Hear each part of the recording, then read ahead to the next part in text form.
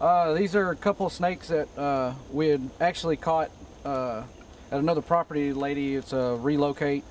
She wanted them off their property. I've got a 3.5 inch copperhead and a little juvenile. He's a little bit older than a juvenile northern cottonmouth. This one's a copperhead. Are those pliers still sitting over there? And the reason I'm using the pliers is because I don't have the screw-on lids, which I should. This is a pretty big snake, so if I use my fingers to open this, there's a chance that she could take a shot at me. I use these pliers, it keeps my hands away from her. Bet she's not pretty happy in there. I'd only keep them for a couple days, and it's just to make sure that they're not sick or anything like that, because if this snake has a disease and I take it to another area and let it go, then it's going to infect all the snakes in that area, and I don't want to do that.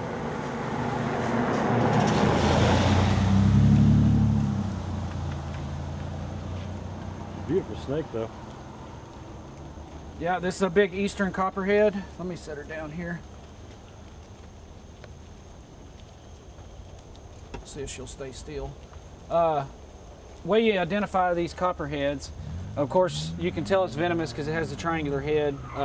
That head shape is because of the structure of the head. Non-venomous will flare their head to look triangular, but it's more rounded.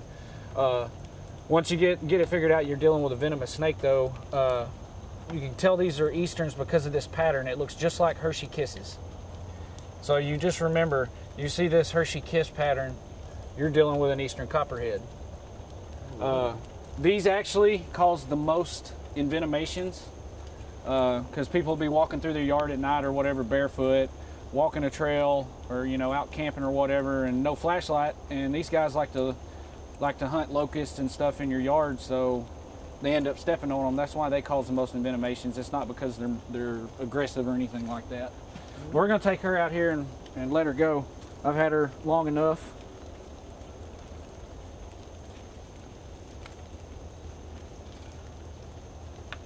In fact, she may take off on her own.